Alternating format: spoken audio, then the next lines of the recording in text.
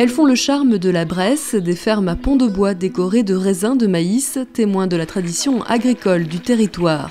Sur la route de la Bresse, vous pourrez faire un bond dans le passé grâce à plusieurs fermes transformées en musées, des édifices reconnaissables notamment à leur cheminée sarrasine. Alors pourquoi sarrasine? Tentative d'explication à Saint-Trévier-de-Courte, à la ferme musée de la Forêt, classée monument historique. Donc en fait, sarrasine, ça vient de sarrasin qui signifie étranger venu d'ailleurs. Leur origine reste un mystère, mais elles sont disséminées sur l'ancien territoire des sires de Bâgé, des seigneurs qui auraient pu ramener ce modèle de cheminée des croisades. Du coup, on pense que l'architecture aurait été ramenée d'Orient. Ça ressemble un petit peu à un minaret finalement. Un clocher roman, voilà. Sachant que sur un pourtour de 30 km aujourd'hui, on peut encore en retrouver 34 des cheminées.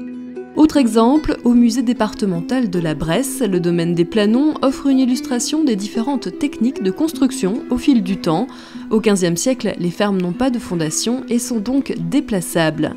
Les murs, dont l'ossature est en bois, sont comblés avec un mélange de matériaux locaux, le torchis. Il s'agit d'argile associée à de l'eau et à de la paille séchée. Ce mélange est ensuite projeté sur le clayonnage, un quadrillage de bois recouvert d'enduit à la chaux. 4 siècles plus tard, la pierre remplace peu à peu le chêne. On va utiliser le pisé à partir du 19e siècle parce que d'une part le bois se raréfie, et vous pouvez voir qu'on a beaucoup moins de bois, voire pas du tout dans le mur en pisé, et aussi parce que les fondations sont faites en pierre. Et au 19e siècle, grâce au chemin de fer qui se développe, on va pouvoir réduire les coûts de transport et aller chercher plus facilement la pierre qui se trouve au niveau du Val-de-Saône et dans le Mâconnais. Et sur cette fondation, on va placer une banche, c'est-à-dire le coffrage en bois, à l'intérieur duquel on a mis la terre à piser, dont le matériau de base est l'argile, mêlée à du gravier, du limon et du sable qu'on a tassé, laissé sécher. Voilà pour le côté architectural, mais n'hésitez pas à pousser la porte de ces fermes pour découvrir le mobilier, les rituels ou encore la gastronomie typique de la Bresse traditionnelle.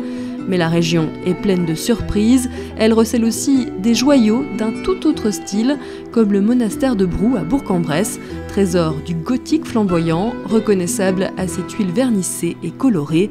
Une étape incontournable pour apprécier la diversité de l'habitat en Bresse.